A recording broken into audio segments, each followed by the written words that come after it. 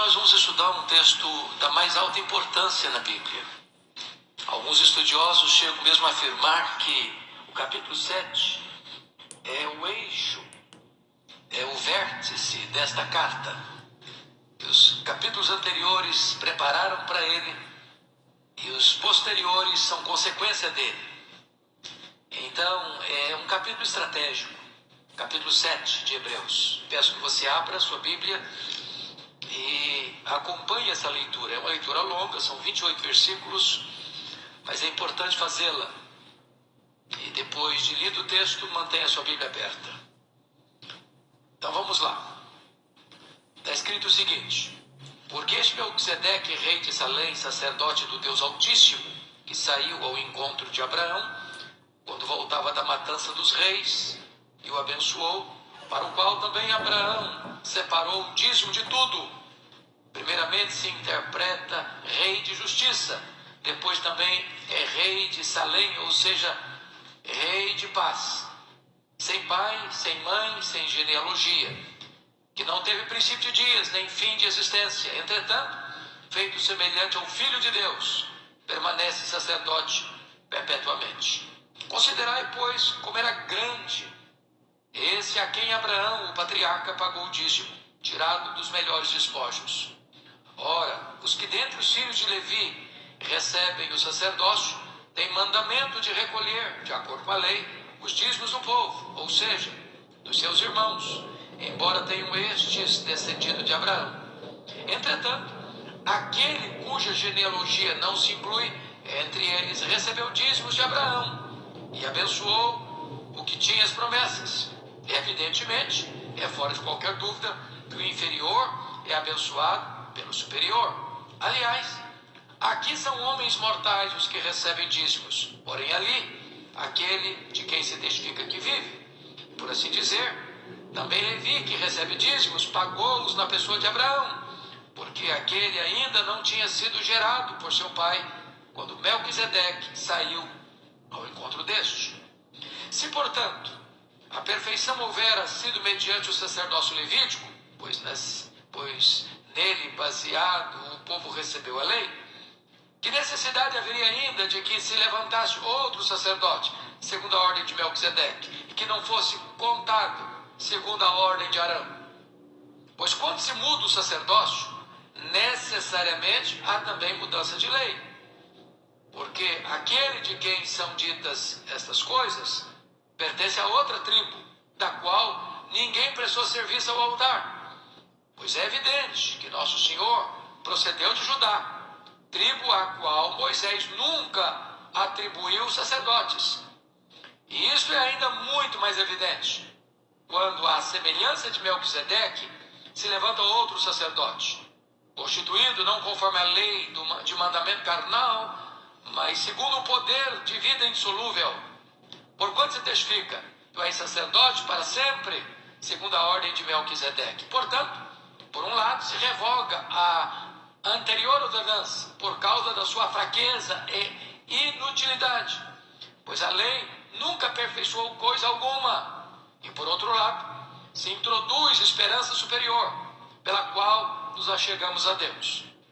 E visto que não é sem prestar juramento, porque aqueles sem juramento são feitos sacerdotes, mas este com juramento, por aquele que lhe disse: o Senhor jurou e não se arrependerá, tu és sacerdote para sempre.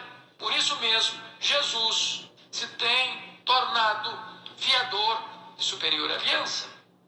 Ora, aqueles são feitos sacerdotes em maior número, porque são impedidos pela morte de continuar. Este, no entanto, porque continua para sempre, tem o seu sacerdócio imutável. Por isso também pode salvar totalmente os que por ele se chegam a Deus, vivendo sempre para interceder por eles. Com efeito, nos convinha um sumo sacerdote como este, santo, inculpável, sem mácula, separado dos pecadores e feito mais alto do que os céus, que não tem necessidade, como os sumos sacerdotes, de oferecer todos os dias sacrifícios, primeiro por seus próprios pecados, depois pelos do povo, porque fez isso uma vez por todas, quando a si mesmo se ofereceu. Porque a lei constitui sumos sacerdotes a homens sujeitos à fraqueza. Mas a palavra do juramento, que foi posterior à lei, constitui o Filho perfeito para sempre. Tenso o texto, não? O texto é robusto do começo ao fim, com profunda teologia do começo ao fim. Bom, eu quero então tratar com vocês sobre Jesus, o nosso sumo sacerdote.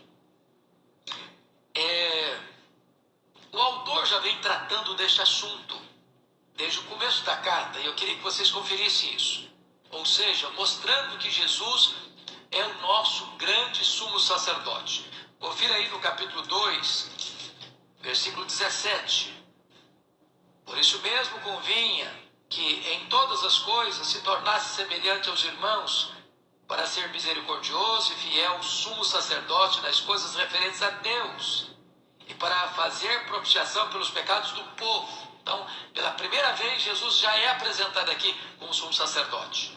Agora, olha no capítulo 3, verso 1. Por isso, santos irmãos, que participais da vocação celestial, considerai atentamente o apóstolo e sumo sacerdote da nossa confissão, Jesus. Então, já é chamado aqui de apóstolo e sumo sacerdote da nossa confissão. Agora, olha capítulo 4, verso 14. Tendo, pois, a Jesus, o Filho de Deus, como grande sumo sacerdote, que penetrou os céus, conservemos firme a nossa confissão. O sumo sacerdote, da ordem levítica, penetrava além do véu, entre o lugar santo e o lugar santíssimo, onde estava a arca. Mas Jesus penetrou mais do que isso. Ele penetrou os céus. Agora veja capítulo 5, verso 6. Como em outro lugar também diz, tu és sacerdote para sempre, segundo a ordem de Melquisedeque. Ele está citando literalmente o Salmo 110, versículo 4. Agora olha capítulo 5, versículo 10. Tendo sido nomeado por Deus sumo sacerdote, segundo a ordem de Melquisedeque. Então, o termo ou o assunto de Jesus como sumo sacerdote, descrito no capítulo 7, não é uma novidade. Ele não está introduzindo aqui o assunto. Ele está apenas agora delineando profundamente, consubstanciando o argumento dele teologicamente no capítulo 7. Mas o assunto já tinha sido apresentado. Tá bom?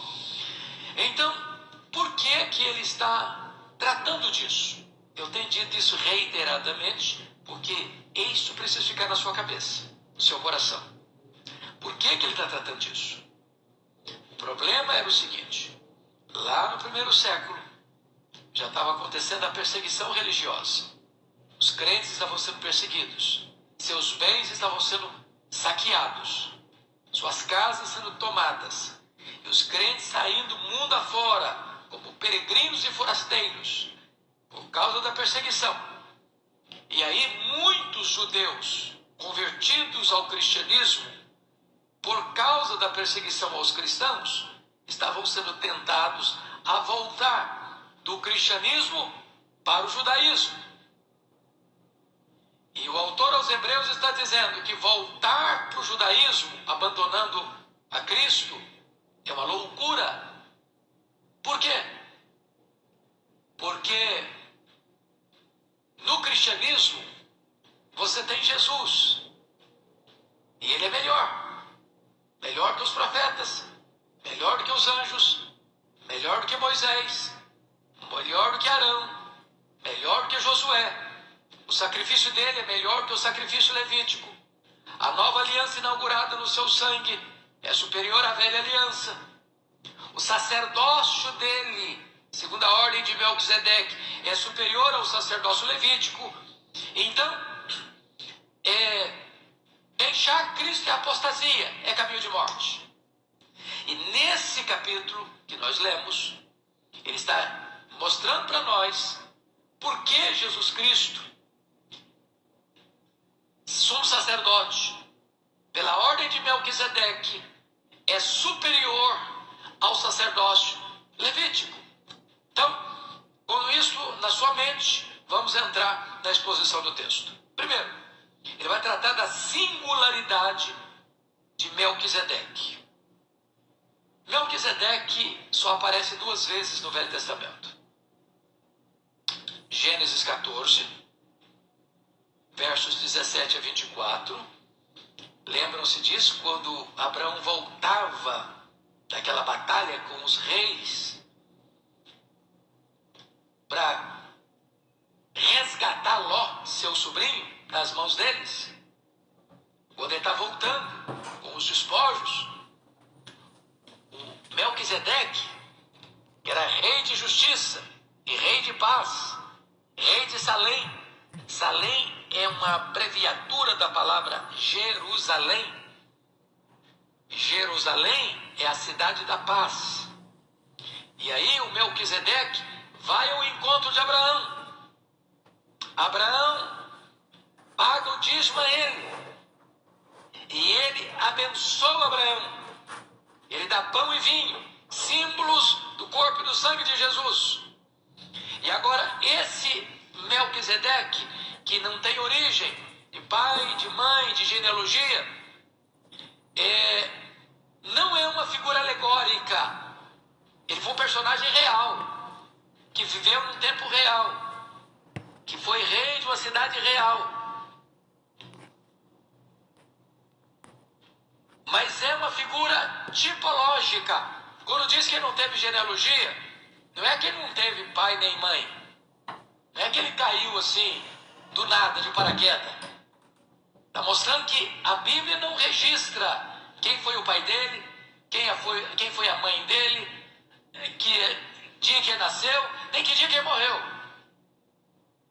O propósito desse homem era ser tipo de Cristo,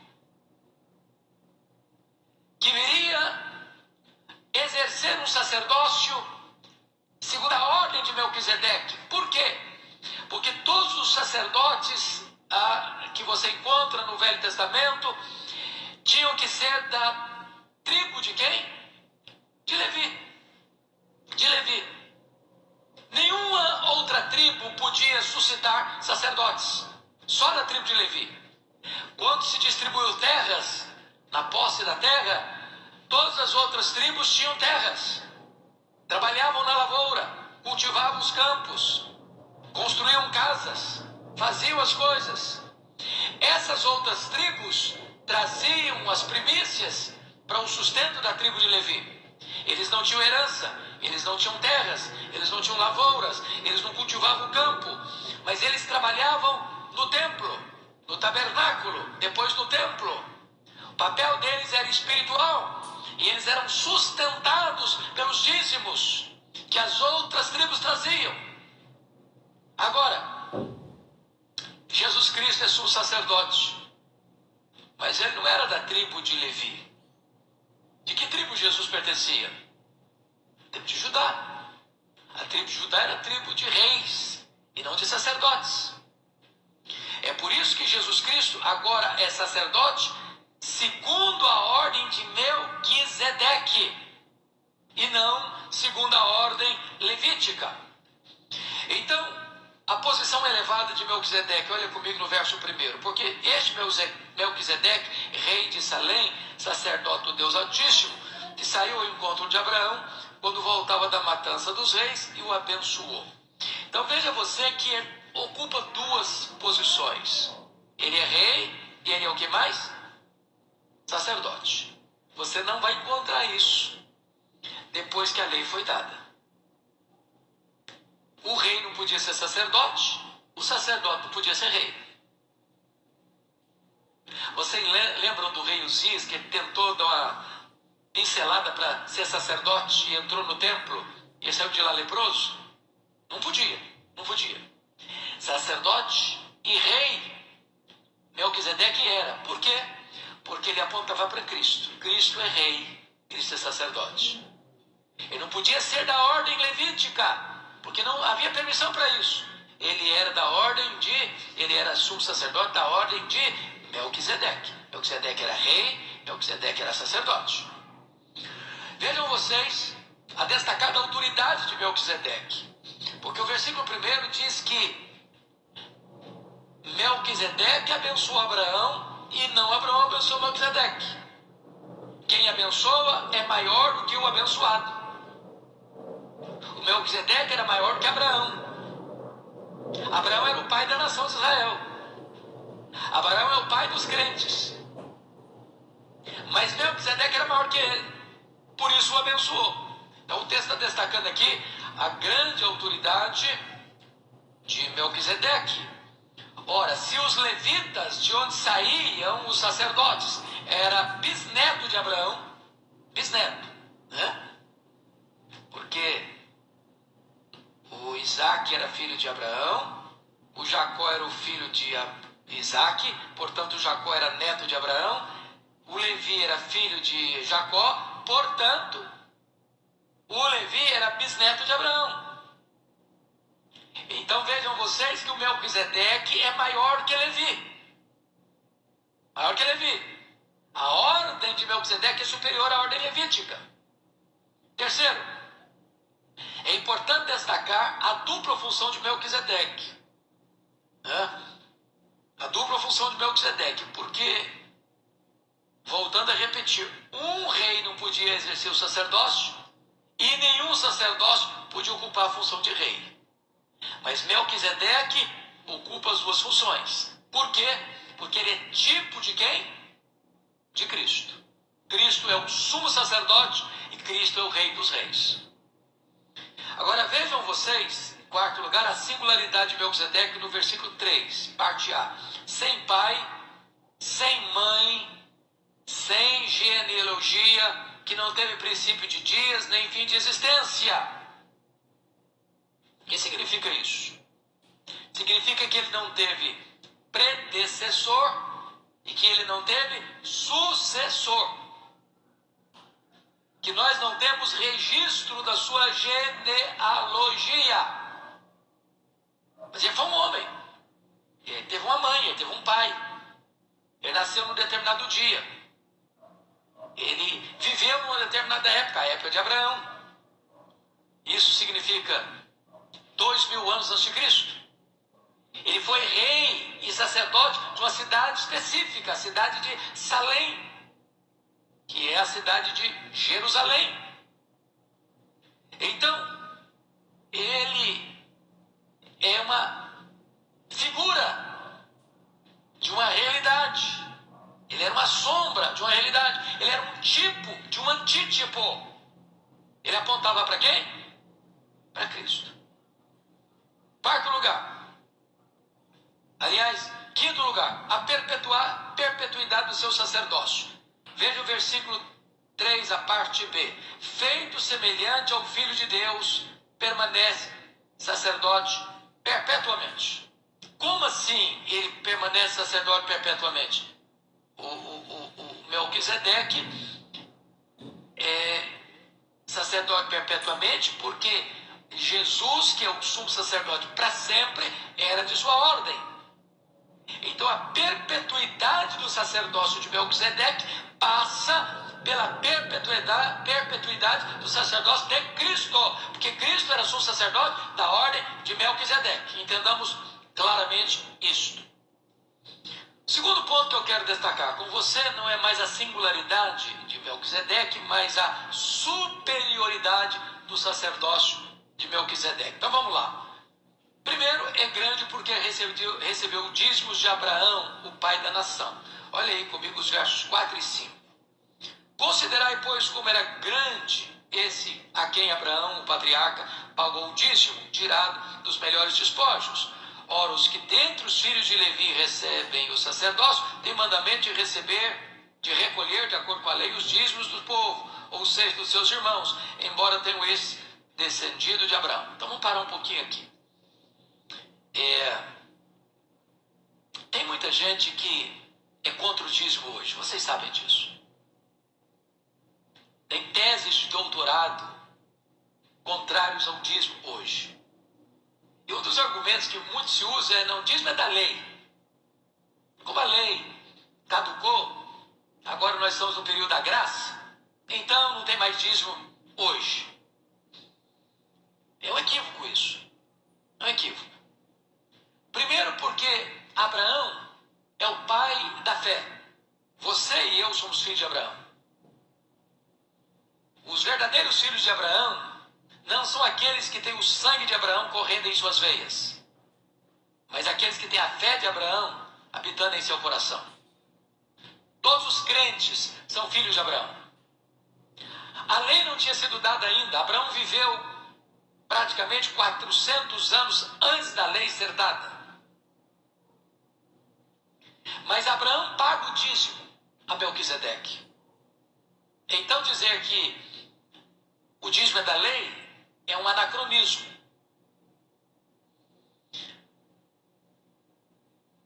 O dízimo permanece durante a lei. Por quê? Porque ao vir o sacerdócio levítico, Deus estabelece que as tribos se entregassem as primícias para o sustento da tribo levítica. Então está dentro da lei. Mas agora, com o cessamento do sacerdócio levítico, continua o sacerdócio de Cristo, segundo a ordem de Melquisedeque. Se Abraão pagou dízimo a Melquisedeque, os filhos de Abraão pagam dízimo a Cristo. O próprio Levi pagou dízimo a Melquisedeque. Por quê? Porque o Levi estava nos lombos de Abraão. Ele era bisneto de Abraão. Se o bisavô pagou o dízimo, os bisnetos estavam em Abraão quando se pagou o dízimo a Melquisedeque. Portanto, o dízimo, ele é permanente. Aliás, o próprio Jesus deixou isso claro em Mateus 23, 23. Tem gente que acha que Jesus está criticando o dízimo. Ele não está criticando o dízimo. Em Mateus 23, 23. Ai de vós, escribas e fariseus, que dais o dízimos do endro, da hortelã e do cominho, e negligenciais o principal da lei, a justiça, a misericórdia e a fé. Devia fazer essas coisas. A justiça, a misericórdia e a fé, sem omitir aquelas, sem omitir os dízimos. O que Jesus está condenando aqui? Não é o dízimo. O que Jesus está condenando aqui é a prática errada dos dízimos. Os fariseus, os escribas, pegavam o dízimo e usavam o dízimo como um amuleto espiritual. Eu entreguei o dízimo, está tudo certo. Agora eu posso descuidar da justiça, agora eu posso descuidar da misericórdia, agora eu posso descuidar da fé, porque eu entreguei o dízimo, estou blindado, estou protegido. E Jesus, não, está errado. Está errado. Está errado. O fato de você ser um dizimista não blinda você e não dispensa você de praticar a justiça, a misericórdia e a fé. Você deve fazer essas coisas, sem esquecer, sem omitir aquelas. Continua sendo dizimista. O princípio é o mesmo. Quando você vai para 1 Coríntios capítulo 9, tratando do ministério da igreja hoje, está escrito lá, quem está no ministério, viva do ministério. Quem serve a casa de Deus, viva da casa de Deus. Assim como lá atrás, as tribos pagavam dízimo, a tribo levítica, para exercer o ministério, assim hoje a igreja recolhe dízimos para manter a casa de Deus, para sustentar os obreiros de Deus. Bom, agora notem comigo, Melquisedeque é maior que Abraão porque recebe dízimos dele e abençoa ele. Olha os versos 6 a 8 comigo, por gentileza. Entretanto, aquele cuja genealogia não se inclui entre eles, recebeu dízimo de Abraão e abençoou o que tinha as promessas. Ou seja, o Melquisedeque abençoou Abraão que tinha as promessas. Evidentemente, é fora de qualquer dúvida que o inferior é abençoado pelo superior. Então, se Melquisedeque abençoou Abraão, ele é superior a Abraão. Versículo 8. Aliás, aqui são homens mortais os que recebem dízimos. Aqui são os mortais. Por exemplo, os levitas recebiam dízimo. Os sacerdotes levitas recebiam dízimo. A tribo de Levi recebeu dízimo. Eram homens mortais. Aqui são homens mortais os que recebem. Os dízimos eram levados à casa de Deus. Trazei todos os dízimos à casa do tesouro. Os que recebiam esses dízimos eram homens mortais. Agora olha mais. Porém, ali, aquele de quem se testifica que vive. O Melquisedeque era um símbolo de Cristo. O Melquisedeque era tipo. Mas Melquisedeque era um homem, que embora a Bíblia não menciona a genealogia dele, nem o nascimento e nem a morte dele, ele era um homem que vivia num templo, numa cidade, que exercia uma função dupla, sacerdócio e reinado. Mas ele era um homem, portanto ele morreu. A única pessoa que é eterna, que é o Pai da eternidade, que é o Criador, e que nunca vai ter fim, que seu reinado é eterno, que seu sacerdócio é para sempre, é Cristo. Então, na verdade, lá atrás se pagava dízimo a homens mortais. Você e eu entregamos dízimos para aquele que vive para sempre. Você não entrega dízimo para a igreja, você entrega dízimo para Jesus. Dízimo é um ato de culto, é um ato de adoração, é para a manutenção da igreja, mas a igreja é de Deus. Os homens administram o dízimo, mas o dízimo é deles. O dízimo é da igreja, o dízimo é de Deus. É a ele que você entrega. Aliás, tudo é dele. Alguém pergunta assim: quando você entrega o dízimo, com quanto você fica? Você não fica com 90%, você fica com 100%. Porque os 10% que você devolve, paga, entrega, não são seus, são dele. Então, reter o dízimo é subtração. Roubará o homem a Deus? Todavia vós me roubais. Em que te roubamos? Dos dízimos, das ofertas. Então, reter o dízimo é roubar a Deus. Entregar o dízimo é devolver aquilo que não é nosso, é santo ao Senhor. Então Deus deixa com você o 100% que lhe pertence. São dádiva dele, para o seu sustento, para que você abençoe mais pessoas ainda. Então, é muito importante você perceber no texto esta questão da importância e da superioridade de Melquisedeque, porque ele recebe dízimos e ele abençoa. Mas olha comigo que ele é superior a Levi. Veja os versículos 9 e 10 comigo. E, por assim dizer, também Levi, que recebe dízimos, pagou-os na pessoa de Abraão. Estão percebendo isso? O Levi era bisneto do Abraão. Como ele estava nos lombos de Abraão, ele pagou dízimo a Melquisedeque. Se ele paga dízimo a Melquisedeque, Melquisedeque é superior a ele. Olha o verso 10. Porque aquele ainda não tinha sido gerado por seu pai, aquele quem? Levi. Quando Melquisedeque saiu ao encontro deste quem? Abraão. Então, o que ele está argumentando aqui? Ele está argumentando aqui que o sacerdócio de Melquisedeque é superior ao sacerdócio de Levi. Por quê? Porque o Levi, bisneto de Abraão, estava nos lombos de Abraão quando Abraão pagou o dízimo a Melquisedeque. É um pouco complicada a linguagem, irmãos, mas vocês têm que pegar a base. Ele está construindo um argumento. Qual o argumento que ele está construindo? É que o Melquisedeque é superior a Abraão, e que o Melquisedeque é superior a Levi, e que nós vamos daqui a pouquinho ver a transição do sacerdócio levítico para o sacerdócio da ordem de Melquisedeque. O sacerdócio de Levi, que é inferior ao sacerdócio de Melquisedeque, encerra, fecha as cortinas, e vamos dar as razões por que fecha as cortinas, e agora abre o sacerdócio pela ordem de Melquisedeque, que é superior. Terceiro ponto da nossa meditação: o fim do sacerdócio levítico e a perpetuidade do sacerdócio de Cristo. Vamos ver isso a partir do verso 11 até o verso 19. É claro que o sacerdócio de Arão apontava também para Cristo na sua humilhação. E o sacerdócio de Melquisedeque aponta para Cristo na sua exaltação e glorificação. Então vamos ver. Primeiro, o sacerdócio levítico é transitório. Versículo 11. Confira comigo.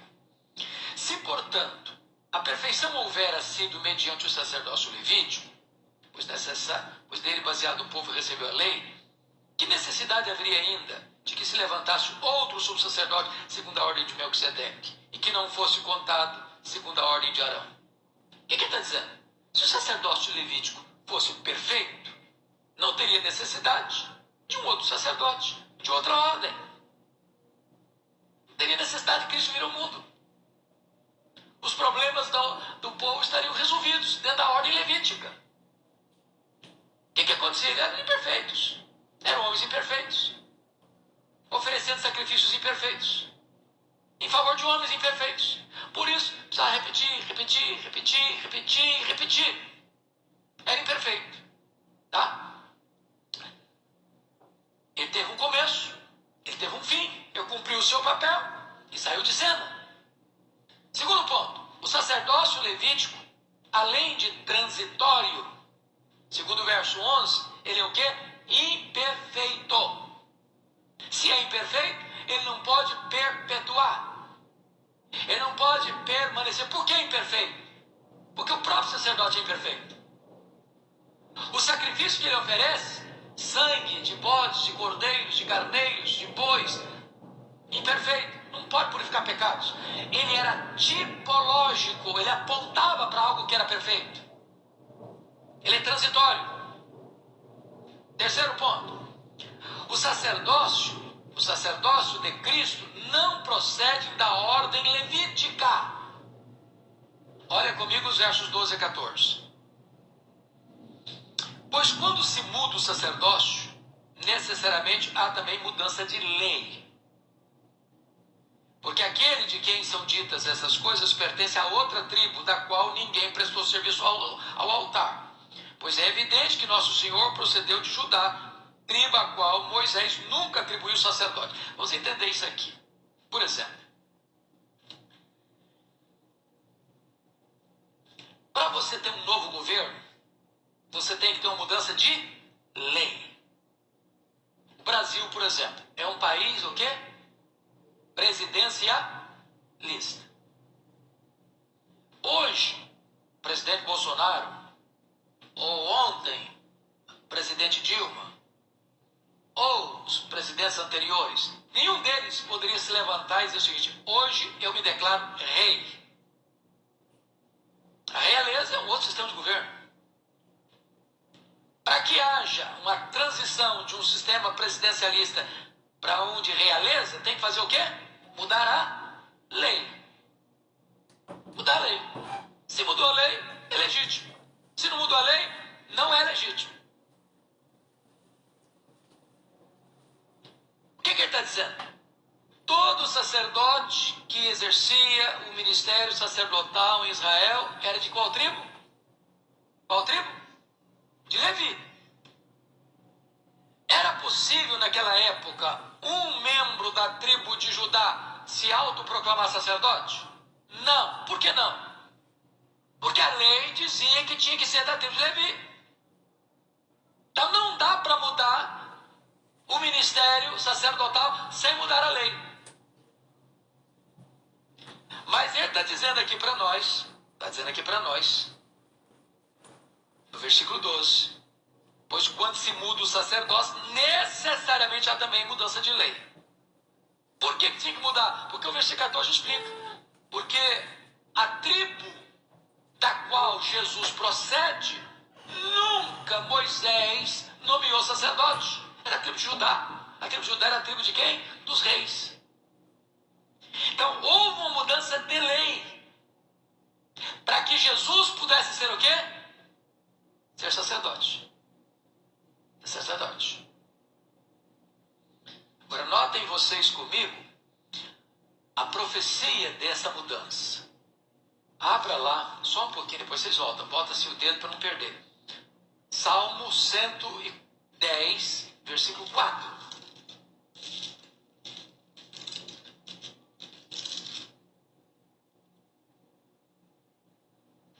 Você pode ler em voz alta comigo, Salmo 110, versículo 4? Vamos juntos? O Senhor jurou e não se arrependerá. Tu és sacerdote para sempre, segundo a ordem de Melquisedeque. Isso é uma profecia messiânica. Está apontando para quem? Para Cristo. Sacerdote para sempre, segundo a ordem de Melquisedeque. Então vamos lá. O sacerdócio de Cristo, em quarto lugar agora, o sacerdócio de Cristo é constituído por um poder superior. Olha aí, versículo 7, Hebreus 7, 15 e 16, uma ordem superior. E isto é ainda muito mais evidente quando, à semelhança de Melquisedeque, se levanta outro sumo sacerdote, constituído não conforme a lei de mandamento carnal, mas segundo o poder de vida indissolúvel. Vamos entender isso aqui, irmãos. O que é que punha fim na carreira de um sacerdote levita? O que é que punha fim na carreira dele? A morte. Morreu, acabou. Não é sacerdote mais. Então tinha que ter... Uns encerravam, uns aposentavam, outros começavam. Aposentavam, outros começavam. A morte botava fim. Mas Jesus, ele é constituído sacerdote de uma outra maneira. Versículo 16, constituído não conforme a lei de mandamento carnal, mas segundo o poder de vida indissolúvel. Por quê? Porque Jesus venceu a morte, ele ressuscitou, ele não morre mais, a morte não pode alcançá-lo. Ele está lá no céu. E ele está lá como sumo sacerdote, intercedendo por nós. É um poder indissolúvel. Não tem mais possibilidade de transição sacerdotal. Jesus encerrar a carreira dele como sumo sacerdote, não tem. Este é o argumento que o texto está dizendo aí. Mas preste atenção agora. Em quinto lugar, o sacerdócio de Cristo é estabelecido por um juramento divino. Verso 17. Porquanto se testifica, tu és sacerdote para sempre, segundo a ordem de Melquisedeque. Veja você isso. Veja você isso. É estabelecido por um juramento divino. Tu és sacerdote, jurou o Senhor, tu és sacerdote para sempre, segundo a ordem de Melquisedeque. Uma lei se muda, mas um juramento jamais. Jamais. Deus jurou. Vamos entender isso aqui. Quando alguém fazia um juramento na Bíblia, ele fazia um juramento em nome de alguém superior a ele, certo? Quem é superior a Deus? Ninguém. Então, em nome de quem Deus jurava? Seu próprio nome.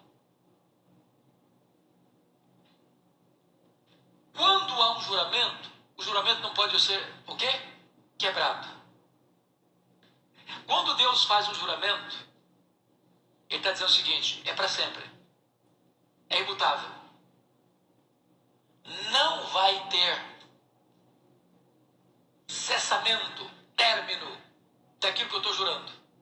Então, esse é o ponto que eu chamo a atenção dos irmãos. Em sexto lugar, o sacerdócio de Cristo traz esperança superior. Olha comigo os versos 18 e 19. Portanto, por um lado, se revoga a anterior ordenança. Qual a anterior ordenança? Do sacerdócio levítico. Se revoga. A lei é revogada. Por causa de quê? Da sua fraqueza e inutilidade. Por que fraqueza e inutilidade? Porque o sacerdote que está oferecendo o sacrifício é imperfeito. Ele tem que oferecer o sacrifício primeiro por ele mesmo. Depois do sacrifício que ele oferece, é imperfeito. Está trazendo sangue de bodes, de bois, de carneiros, de ovelhas. Que precisava ser repetido e repetido e repetido. Que não tinha poder para purificar pecados. Apenas apontava para o sacrifício perfeito. Então vamos entender uma coisa aqui. De que maneira as pessoas eram salvas antes de Jesus vir ao mundo? Pelas obras? Não. Pelo sacrifício judaico? Não. De que maneira elas eram salvas? Elas eram salvas do mesmo jeito que você e eu somos. Pela fé. Os que viveram até Jesus olhavam para frente, para o Messias que havia de vir. Nós olhamos para trás, para o Cristo que já veio. Eles creram no Cristo da profecia, nós cremos no Cristo da história. Mas a salvação sempre foi pela graça, mediante a fé. Tudo isso, irmãos, no Antigo Testamento era uma espécie de preparação, de sombra da realidade que veio em Cristo Jesus. Olha aí o versículo 19 comigo. Pois a lei nunca aperfeiçoou coisa alguma, e por outro lado se introduz esperança superior, pela qual nos achegamos a Deus. Então, você não tinha condições de chegar até Deus, você tinha que ir ao sacerdote. O sacerdote que oferecia o sacrifício. Nenhum israelita podia chegar lá com as suas oferendas, com o seu sacrifício, e ele mesmo ir lá no altar. Não, ele entregava para o sacerdote. O sacerdote era o mediador entre ele e Deus. Mas agora, não tem mais necessidade de intermediários. Agora você tem uma superior esperança, porque agora você pode chegar até Deus. Você é sacerdote. Sacerdócio é real. Você tem livre acesso. Essa é a ideia que o texto está mostrando da superioridade do sacerdócio de Cristo em relação ao sacerdócio levítico. Mas vamos ao último ponto da nossa meditação. Antes de entrar nesse último ponto, vale a pena você ler o que está escrito aí, por gentileza, capítulo 4, 14 a 16, porque ele mostra essa confiança que nós temos no nosso sumo sacerdote que é Cristo. Capítulo 4, 14 a 16. Você pode ler comigo com a sua voz? Vamos juntos? Tendo, pois, a Jesus, o Filho de Deus, como grande sumo sacerdote, que penetrou os céus, conservemos firmes a nossa confissão, porque não temos um sacerdote que não possa compadecer-se das nossas fraquezas. Antes foi ele tentado em todas as coisas, a nossa semelhança, mas sem pecado. Acheguemo-nos, portanto, confiadamente, junto ao trono da graça, a fim de recebermos misericórdia e acharmos graça para socorro em ocasião oportuna. Muito bem, dito isso, vamos ao último ponto. O quarto ponto dessa mensagem. Primeiro, só para vocês que estão acompanhando, a singularidade de Melquisedeque, versos 1 a 3. Segundo, a superioridade do sacerdócio de Melquisedeque, versos 4 a 11. Terceiro, o fim do sacerdócio levítico e a perpetuidade do sacerdócio de Cristo, versos 11 a 19. E agora, finalmente, em quarto lugar, a superioridade do sacerdócio de Cristo, versos 20 a 28. Então, quero destacar aqui alguns pontos. Primeiro, a superioridade do sacerdócio de Cristo está baseado no juramento divino. Olha os versos 20 e 21 comigo.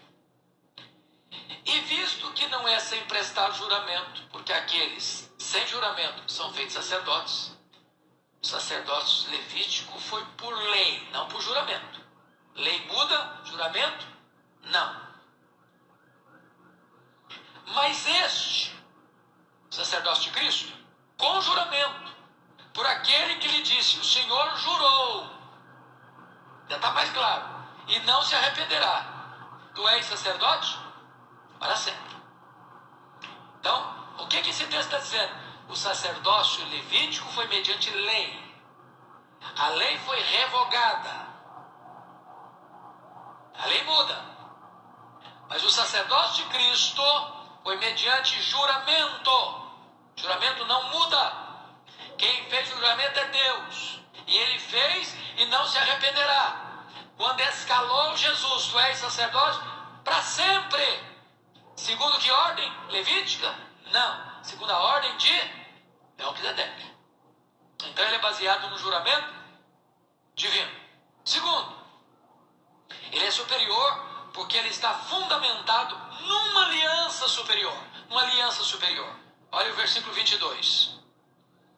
Por isso mesmo, Jesus se tem tornado fiador de superior aliança. A nova aliança, inaugurada no seu sangue. O que é um fiador, gente?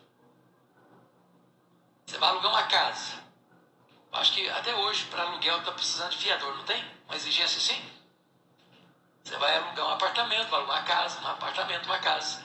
Aí o dono da casa exige que você bote lá no contrato um fiador. O que é um fiador? Fiador é aquele que garante que a dívida que foi contraída vai ser o quê? Paga. Se quem contraiu a dívida não pagar, você que foi o avalista, o fiador, vai ter que pagar. Então, notinha de rodapé. A Bíblia diz que você deve ser fiador não, viu? Você não quer encrenca? Bota a sua assinatura lá não.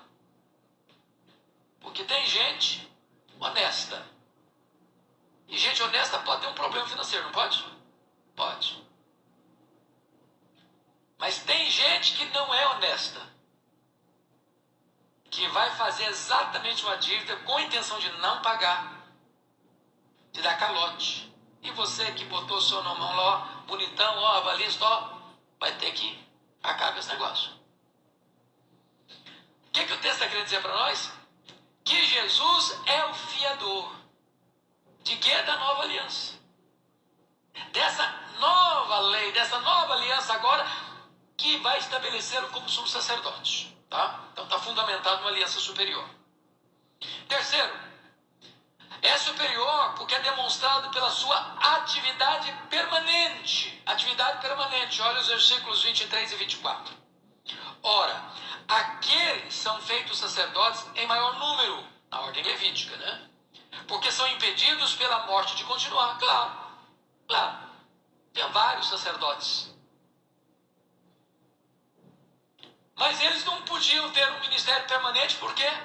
Porque o cara fica velho, fica doente e morre. Cessou.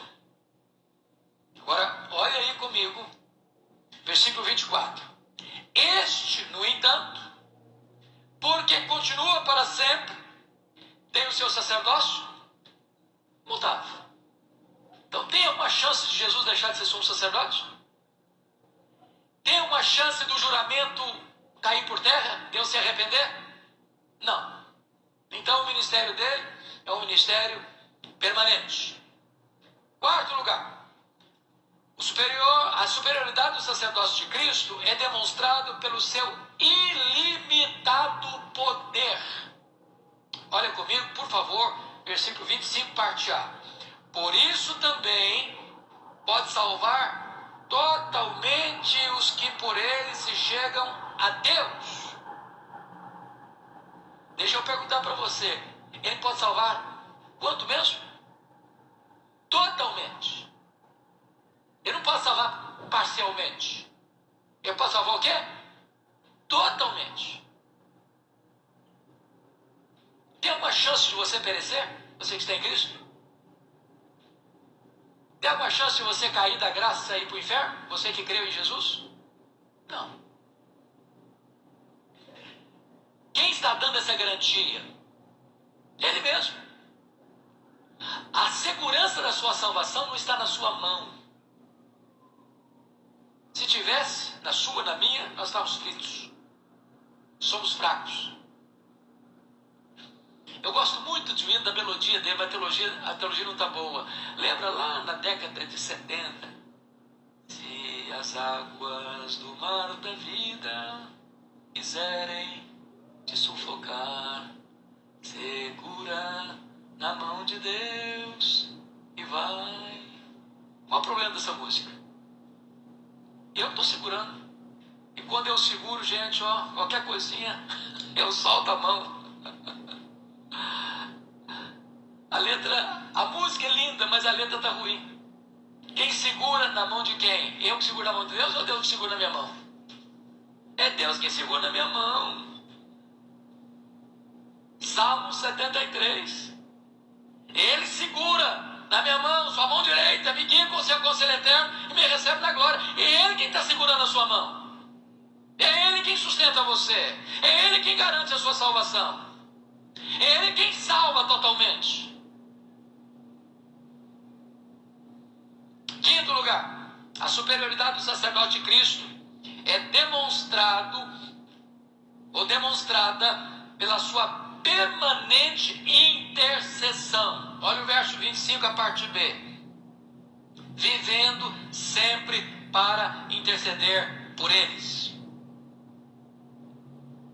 Então note uma coisa: Jesus concluiu o seu ministério de redenção na cruz, mas continuou com o seu ministério de intercessão no céu. Ele é o nosso advogado, o justo. Filhinhos, estas coisas eu vos escrevo para que não pequeis. Se todavia alguém pecar, temos advogado junto ao Pai, Jesus Cristo, o justo, e Ele é a propiciação pelos nossos pecados. Pronto. Paulo pergunta lá em Romanos 8, verso 34. Quem tentará acusação contra os eleitos de Deus? Versos 33 e 34. É Deus quem justifica. Quem os condenará? É Cristo Jesus quem morreu, ou antes quem ressuscitou, o qual está à destra de Deus e também intercede por nós. O que Paulo está dizendo aí? Você tem uma segurança inabalável.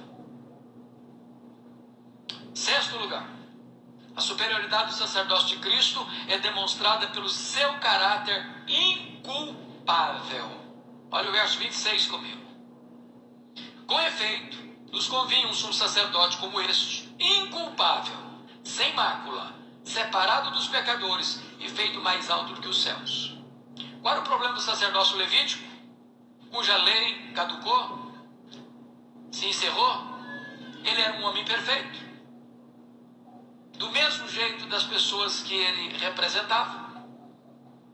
Ele comparecia no altar de Deus com um sacrifício imperfeito. Primeiro oferecia por ele, porque ele era pecador tanto quanto o povo. Depois oferecia pelo povo. E tinha que fazer isso todo dia, todo dia, todo dia, todo dia. Por quê? Porque era um sacrifício imperfeito, feito por um homem imperfeito, por pessoas imperfeitas. A lei não aperfeiçoa ninguém, porque também a lei não foi dada para a sua salvação. A lei foi dada para mostrar para você que você é pecador. E que uma vez você convencido de que é pecador, ela pega você pela mão, como aio, um pedagogo, e leva você a Cristo. Ele é o sacerdote perfeito. Ele fez um sacrifício perfeito. E por isso que ele pode aperfeiçoar todos aqueles que creem nele. Esse é o ponto. Ele é o sacerdote inculpável. Ele é o sacerdote sem mácula. Ele é o sacerdote separado dos pecadores, porque não tinha pecado. E ele é o sacerdote feito mais alto do que os céus. Quanto que é mais alto que os céus? Qual é a altura que é mais alto que os céus?